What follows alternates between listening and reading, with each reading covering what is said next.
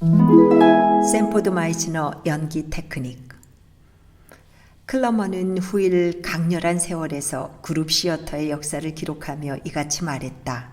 스타니슬랍스키 시스템이 배우들에게 미친 영향은 거의 절대적이었다. 갈피를 잡기 어려웠던 연극 무대에서 연기의 방법론으로 가장 중요한 것이 진실한 감정이라는 것으로 밝혀진 것이다.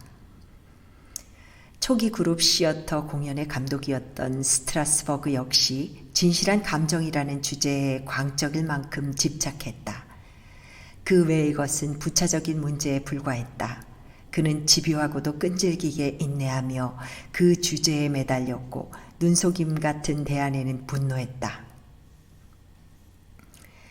그 감정을 끌어올리는 데 성공하면 지극히 아끼며 고양하고 보호했다.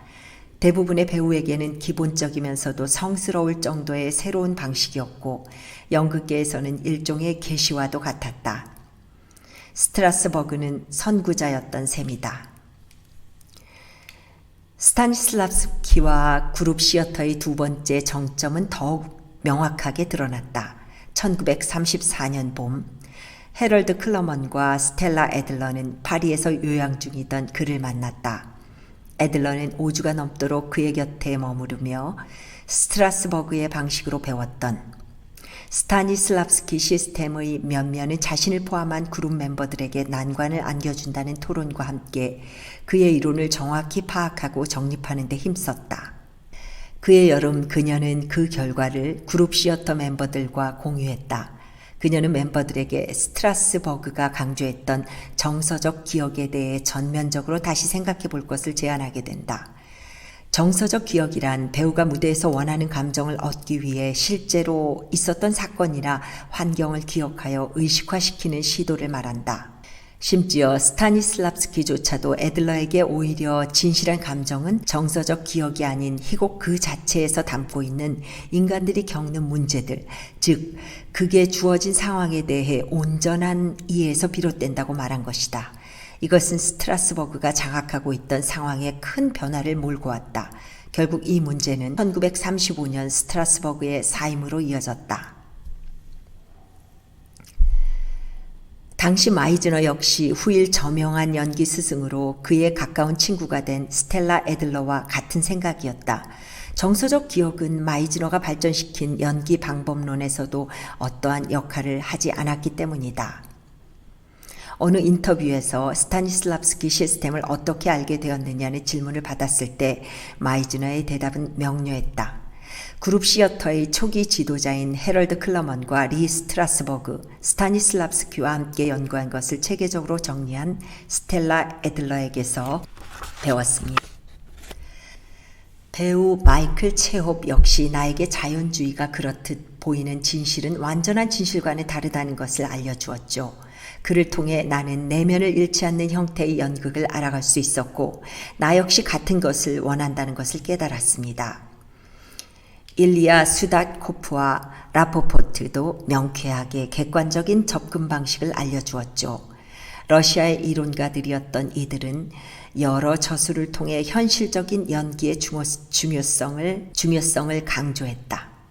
마이즈너의 방법론도 같은 맥락이었다. 1930년대에는 이들의 저술이 영어로 번역되면서 그룹 시어터 내에서도 널리 읽혔다. 1936년 11월 30일 그룹 시어터의 새 공연 전설의 조니 존슨, 폴 그린이 무대에 올랐다. 오늘날 특히 뛰어난 음악성으로 회자되는 작품으로 독일의 작곡가 쿠르트 비일이 미국에서 선보인 첫 작품이기도 하다. 당시 연극 프로그램의 출연진 소개에서 마이즈너의 이력에 대해 놀라운 글이 두 가지 측면으로 실렸다. 하나는 그가 배우로서 자신의 이력을 어떻게 생각하는지였고 다른 하나는 그의 새로운 이력의 시작을 알린 것이었다. 샌포드 마이즈너는 늘 날카로운 창을 가진 배우로 신뢰받고 있다. 골드 이글 가이에서 완벽하게 등장인물에 몰입하는 그를 보는 것은 정말 놀라운 일이었지만 기분 좋은 충격이었다. 그는 언제나 시어터 길드와 그룹 시어터를 위해 자신의 창을 휘두른다. 마이즈너는 맨해튼에서 학창시절을 보낸 브루클린 토박이며 담요슈 음악원에서 피아노를 전공했다. 골드 이글 가이 이후 마이즈너는 그룹 시어터의 공연에 정기적으로 출연하고 있으며 네이버후드 플레이하우스에서 학생들을 가르치고 있다. 창을 손에 든 전사에서 스승으로의 이미지 전환은 제법 유쾌한 은유였다. 배우로서 그의 경력은 화려하게 피어오르고 있었다. 그는 전 시즌의 두 공연에서 큰 호평을 받았는데 모두 그룹 시어터 소속의 각본가 클리포드 오데츠의 작품이었다.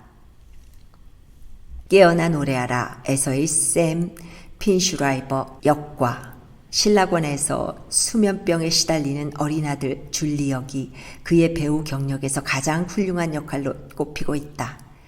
게다가 그의 오데츠는 후기작 중 하나인 레프티를 기다리며의 공동 연출을 맡았다. 이후 마이즈너는 로켓과 달, 나이트 뮤직 등 오데츠의 다른 작품에서도 중요한 역할을 맡았다. 그는 1941년 그룹 시어터가 해체된 후에도 오랫동안 배우로 활동했다.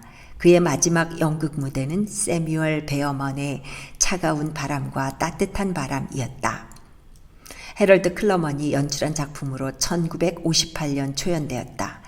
이 작품에서 그는 노버트 맨델 역을 맡았다. 그 다음 해 샌포드는 네이버후드 플레이하우스의 임원진과 브라가 이스노, 20세기 폭스사의 신인 개발 파트 감독집을 맡았으며 LA로 옮겨 영화배우로서의 새로운 커리어를 쌓기 시작했다. 청소년 시절 텅 빈 그의 마음을 피아노가 채워주었듯 당시의 마이즈너를 오롯이 채워주는 것은 가르치는 일뿐이었다. 가르치는 동안만큼은 자유롭고 즐거워요. 나는 테크닉을 분석하는 것을 좋아합니다. 연기의 진지함과 깊이를 가진 사람들과 함께 일하는 것이 정말 좋습니다. 가르칠 때는 살아있음을, 연결되어 있음을 느끼고 일종의 해방감을 얻지요. 이유는 알만하다. 거의 10년 전 그는 한 언론과의 인터뷰에서 이렇게 말한 바 있다. 내 모든 활동은 그룹 시어터에서 힘겹게 배운 가르침을 더욱 강화하기 위한 것이었습니다. 인간의 경험을 표출하는 예술은 지금도 앞으로도 절대 포기할 수 없죠. 무려 40년이 지난 지금 나는 배우들이 실제로 유익하게 쓸 수 있는 연기 방법론의 소유자가 되었다고 할 수 있습니다. 1962년 마이즈너는 뉴욕으로 돌아와 신설학교인 아메리칸 뮤지컬 시어터 아카데미에서 연기 학과장을 맡았다. 2년 후 그는 다시 네이버후드 플레이하우스로 복귀했다. 분명 플레이하우스는 지금의 그에게 안식처와 같다. 나이 19의 저녁 식사 중 가족들에게 배우가 되겠다고 선언했고 조니 존슨의 플레이빌에서는 연기에 대한 가르침을 시작한 것을 공표하고 난 이래 지금으로부터 50년 전 그곳에서 처음으로 연기 수업을 시작했으니 말이다. 60여 년이 지난 지금 그의 육체도 세월을 비껴갈 수 없었다. 여러 차례 백내작 수술을 받은 과정에서 망막을 제거하였고 두꺼운 안경을 쓰게 되었다. 설상가상으로 후두암으로 인해 2번의 수술을 견뎌야 했다. 첫 번째 수술은 10년 전이었다. 이때 그는 말 그대로 목소리를 잃었다. 많은 노력 끝에 마이즈너는 식도로 숨을 들이마신 뒤 트림을 하듯 숨을 내뱉는 방식을 익혀 말하는 법을 터득했다. 식도 호흡으로 대화하는 것을 처음 들을 때는 다소 생경할 수 있지만 금방 적응된다. 터져나오는 듯하면서도 뚝뚝 끊기는 문장들은 쌕쌕거리는 소리나 기침 소리처럼 들리기도 한다. 마이즈너는 수업 시간에는 왼쪽 안경다리에 마이크를 부착해 이 목소리를 증폭시켜 연결된 책상 위의 스피커로 내보낸다. 이뿐만이 아니다. 3년 전에는 길을 건너던 중 난폭 운전을 하던 배달 트럭에 치이는 사고를 당했다. 이로 인해 그의 왼쪽 대퇴골과 엉덩이 뼈가 12조각으로 부서지고 말았다. 회복 수술 이후 그는 지팡이 없이는 걷지 못하게 되었다. 무더운 여름과 혹한의 겨울이면 그는 뉴욕을 떠나 20년 전 그와 제임스 카빌이 서인도 제도 베키아 섬에 지어놓은 별장으로 요양을 떠난다. 열대의 따뜻한 공기가 그의 몸을 한결 편하게 해주기 때문이다. 그럼에도 마이즈너는 가르침을 손에서 놓지 않는다. 한때 한 인터뷰에서 이야기했듯 그는 자신을 유명한 화가로 상상하곤 한다고 밝혔다. 나이 80대의 그는 심각한 관절염으로 양손이 불구가 되어 붓을 들 수 없는 지경이었죠. 결국 다른 사람에게 부탁해 테이프로 자신의 손에 붓을 붙여 그림을 그려갔습니다. 지금 나 역시 말도 잘 못하고 시력도 나빠지는 바람에 이런저런 제약이 생겼지만 다시 가르치기 위해 혹한의 이 도시로 돌아왔습니다. 어떤 이들은 누군가가 나를 설득했다고 생각하지만 그렇지 않아요. 아무도 내가 원하지 않는 것을 하라고 할 수는 없어요. 나는 내가 하고 싶은 걸 할 뿐입니다. 난 가르칠 때가 가장 행복하니까요. 아마도 이 기적이 이루어진 이유는 해럴드 클러먼이 이야기했던 거의 성스러울 정도로 진실한 감정이 가져오는 힘에 있을 것이다. 아니면 마이즈너가 천재 배우 폴린 로드에 대해 했던 말에서 그 이유를 찾을 수 있을지 모르겠다. 나는 나를 파고드는 연기야말로 내가 진정으로 원하는 것이라는 걸 깨달았다. 내가 자네에게 엘레오노라 두세 이야기를 해준 적이 있었나? 마이즈너는 얼마 전 자신의 사무실을 찾아온 학생에게 질문했다. 학생이 들은 적 없다고 하자 그는 하이마트 독일 극작가 헤르만 주더만 출연한 전설적인 이탈리아 여배우 엘레오노라 두세에 대해 조지 버나드 쇼가 쓴 비평 내용을 요약해서 들려주었다. 연극의 제목은 두세가 맡았던 배역 마그다로도 알려져 있다. 마그다는 아버지에게 반항한 죄로 집에서 쫓겨난 여인으로 그녀의 아버지는 집안에서 모든 것을 자신의 뜻대로 하려는 욕망을 가정생활의 성스러운 원칙으로 착각하는 파렴치한 인간이었다. 그녀는 힘겨운 세월을 견디고 마침내 오페라 가수로 성공하지만 고독한 삶을 살아온 탓에 한 동료 남학생에게 자신을 내던지고 만다. 그러나 그는 떠나버리고 그녀는 홀로 엄마로서의 삶을 시작한다. 명성이 자자해진 그녀는 향수병을 이기지 못하고 고향으로 돌아가 아버지와도 화해하기에 이른다. 고향에 정착하자마자 마그다는 집안에 가까운 지인 중 하나가 딸의 아버지라는 사실을 알게 된다. 연극 제3장에서 그녀는 그가 찾아왔다는 소식을 듣는데 하인이 그녀에게 건넨 카드를 읽는 순간 그 남자와 직면하는 순간이 찾아왔음을 깨닫게 된다. 남자가 집 안으로 들어오고 마그다가 그와 마주하면서도 잘 버텨내는 순간을 지켜보는 것은 제법 흥미롭다. 그는 그녀에게 이런저런 칭찬의 말을 건네며 꽃 한 다발을 안겨준다. 두 사람은 자리에 앉고 마그다는 상황을 잘 넘겼다는 생각에 안도하며 남자가 얼마나 변했는지 살펴본다. 그런데 그 순간 그녀에게 끔찍한 일이 일어난다. 얼굴이 새빨갛게 달아오르기 시작한 것이다.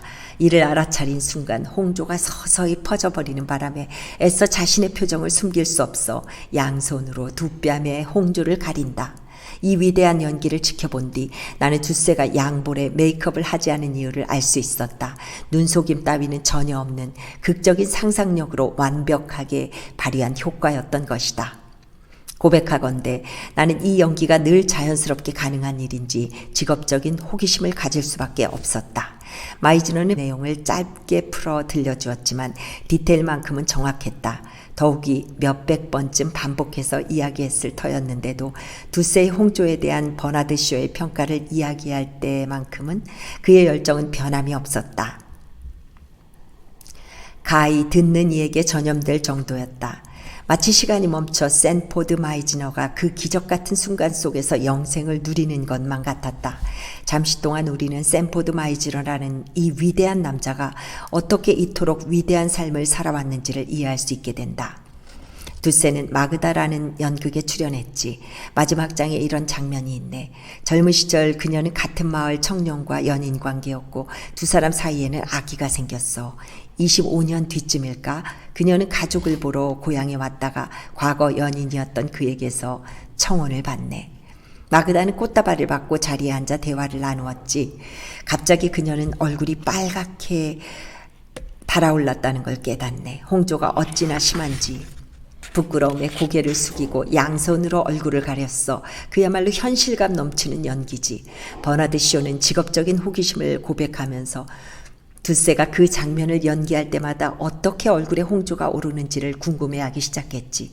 매번은 아닐 수도 있겠지. 하지만 그 홍조는 내가 훌륭한 연기라고 정의한 바와 같이 주어진 상상 속 상황에서 진심을 다해 살아가는 능력의 완벽한 본보기였던 거야. 그 홍조는 진정 그녀에게서 피어오른 거지. 두세는 가히 천재적이야.